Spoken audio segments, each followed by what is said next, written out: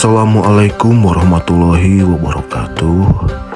Salam silaturahmi di YouTube channel Kubah TV, channel YouTube yang membahas tentang keindahan masjid di sekitar kita.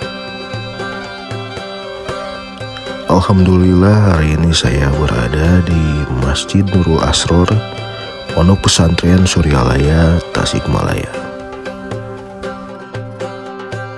Sedikit bercerita tentang Masjid Nurul Asror yang dibangun sekitar tahun 1925, yang dibangun di atas luas tanah sekitar 1.400 meter persegi.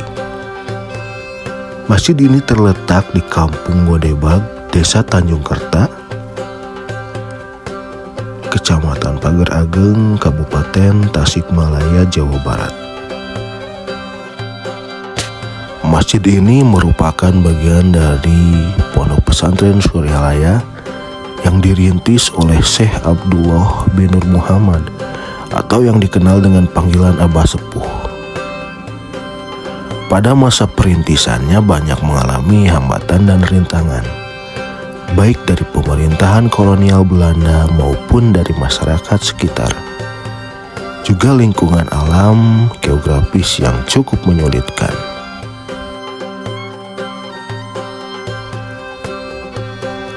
Dengan izin Allah Subhanahu wa Ta'ala dan juga atas restu dari guru beliau, Syekh Tohah bin Talabuddin Kalisapu Cirebon, semua itu dapat dilalui dengan selamat.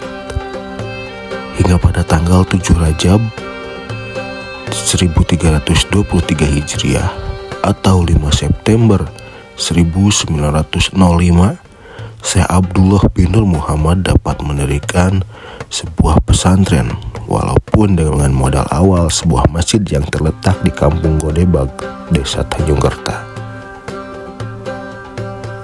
Pondok Pesantren Suryalaya itu sendiri diambil dari istilah Sunda, yaitu Surya yang artinya matahari dan Laya yang artinya tempat terbit. Jadi Suryalaya secara harfiah mengandung arti tempat matahari terbit. Seiring perjalanan waktu, Pondok Pesantren Suryalaya semakin berkembang dan mendapat pengakuan serta simpati dari masyarakat. Sarana pendidikan pun semakin bertambah. Begitu pula jumlah pengikut atau murid yang biasa disebut dengan nama Ikhwan. Dukungan dan pengakuan dari ulama, tokoh masyarakat, dan pimpinan daerah semakin menguat, hingga keberadaan Pondok Pesantren Suryalaya dengan Thorikoh Qadiriyah Naqsabandiyahnya mulai diakui dan dibutuhkan.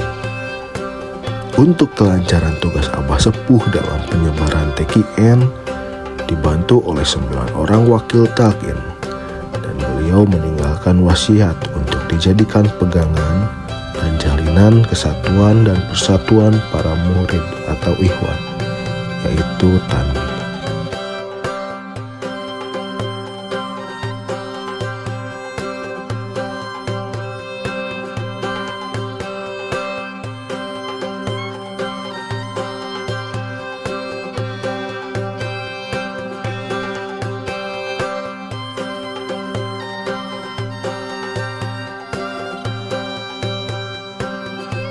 Perkembangan Pondok Pesantren Suryalaya semakin pesat dan maju.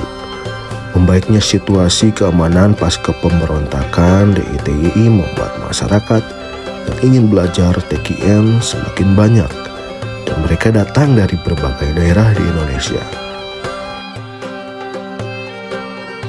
Juga dengan penyebaran yang dilakukan oleh para wakil talqin dan para mubalik. Usaha ini berfungsi juga untuk melestarikan ajaran yang tertuang dalam asas tujuan Thorikoh Qadiriyah Naqsabandiyah dan tanbih.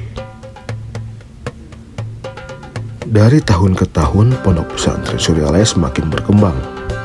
Sesuai dengan tuntunan zaman, dibentuklah Yayasan Serba Bakti Pondok Pesantren Suryalaya. Yayasan ini dibentuk dengan tujuan untuk membantu tugas Abah Anom dalam penyebaran Thorikoh Qadiriyah Naqsabandiyah dan dalam usaha mencerdaskan kehidupan bangsa. Setelah itu, Pondok Pesantren Suryalaya semakin dikenal ke seluruh pelosok Indonesia, bahkan sampai ke negara Singapura, Malaysia, Brunei Darussalam, dan Thailand, menyusul ke Australia dan negara-negara Eropa dan Amerika. Dengan demikian, ajaran Thariqah Qadiriyah Naqsabandiyah pun semakin luas perkembangannya. Untuk itu, Abah Anom dibantu oleh para wakil talqin yang tersebar hampir di seluruh Indonesia dan juga wakil talqin yang berada di luar negeri. Pada masa kepemimpinan Abah Anom, Pondok Pesantren Suryalaya berperan aktif dalam berbagai kegiatan keagamaan, sosial, pendidikan, pertanian, kesehatan, lingkungan hidup, dan kenegaraan. Dengan demikian, eksistensi atau keberadaan Pondok Pesantren Suryalaya semakin kuat dan semakin dibutuhkan oleh segenap umat manusia. La ilaha illallah, la ilaha illallah.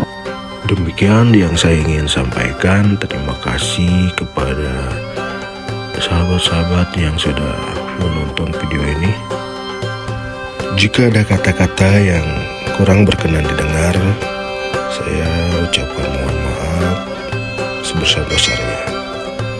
Akhirul kalam, wassalamualaikum warahmatullahi wabarakatuh.